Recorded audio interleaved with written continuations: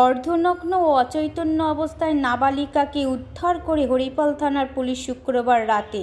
ওই নাবালিকার যা যা জানিয়েছিল পুলিশকে তার ভিত্তিতে তদন্ত শুরু হয়, কিন্তু যৌন হেনস্থার অভিযোগের সঙ্গে কিছুই মিলছে না বলে দাবি পুলিশের। নাবালিকার গোপন জবানবন্দি আর সিসিটিভি ক্যামেরার ফুটেজে স্বাস্থ্য পরীক্ষা নির্যাতনের প্রমাণ মেলেনি বলে শনিবার সাংবাদিক বৈঠক করে জানায় পুলিশ সুপার হুগলি গ্রামীণ কামনাশিস সেন। সাংবাদিক বৈঠকে পুলিশ সুপার কামনাশিস সেন কি বাড়ির লোকদেরকে খবর দিই এবং ওনার বাড়িতে ওনার মা, জেঠু এবং মাস্টারমশাই সঙ্গে থানাতে আসে। তো কমপ্লেন্ট যেটা হয়েছিল হরিপাল থানাতে, কমপ্লেন্টের সঙ্গে সঙ্গে এফআইআর করা হয়।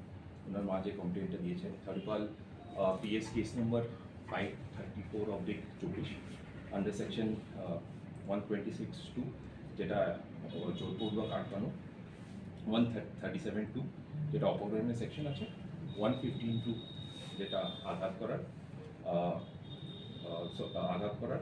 75-76 যেটা আছে, যেটা স্থিরতাহানির সেকশন, 351(2) যেটা হলো ভয় দেখানো, 35 বিএনএস যেটা আপনার একজনের যেখানে থাকে কমন ইন্টেনশন ওটা, এবং 8 পক্সো অ্যাক্ট। তো এই সেকশনে কেসটা রেজিস্টার করা হয় এবং একজন মহিলা অফিসারকেই ইনভেস্টিগেটিং অফিসার এই কেসে করা হয়। তো যখনই এফআইআরটা যখনই কমপ্লেন্টটা রেজিস্টার এফআইআরটা হয়ে যায়, রেকর্ডিং যেটা আছে, যা যা ম্যান্ডেটরি যেটা প্রভিশনস আছে, অল দ্য প্রভিশনস প্রসিজার যেটা আছে ওটাকে ফলো করে recording by lady police officer ইত্যাদি করা হয়।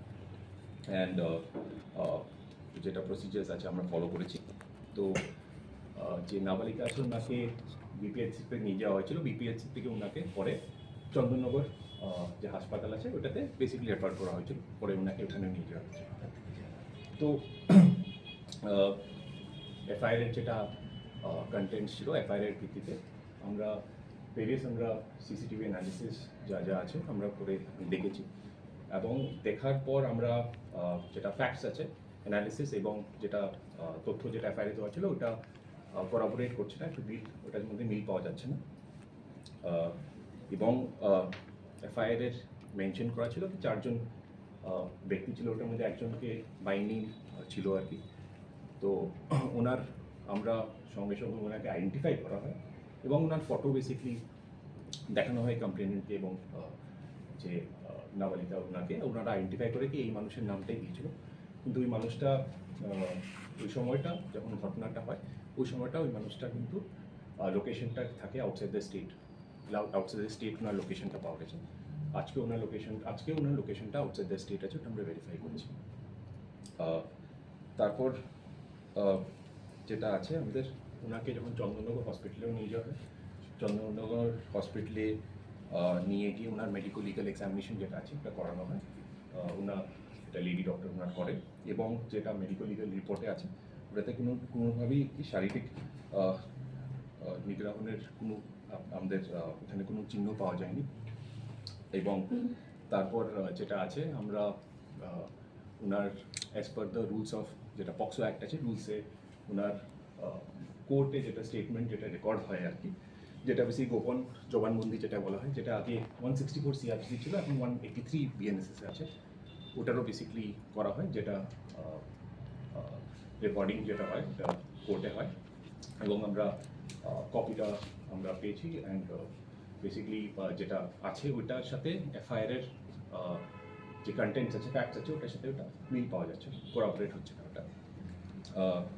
তারপর আমরা ইনভেস্টিগেশন আমরা কালকে রাত্রে 2টা সময় আপনাদেরকে একটা ব্রিফ দিয়েছিলাম, সেখানে আমরা বলেছিলাম কি যেটা আছে আমি আপডেট করবো, যেটার জন্য আজকে এই ব্যাপারটা আছে।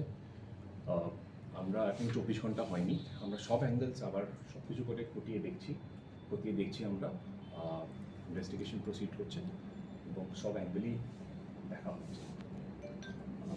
একটা জিনিস এটা মনে রাখতে লাগবে, এখানে নাবালিকা আছেন, উনি একটা সেন্সিটিভ একটা ইস্যু আছে, তো কোনোভাবেই কিন্তু ওনার পরিচয় বা সব যদি কোনো সময় এটা আউট যদি না হয়, এটা একটু ধ্যান রাখা খুব দরকার আছে।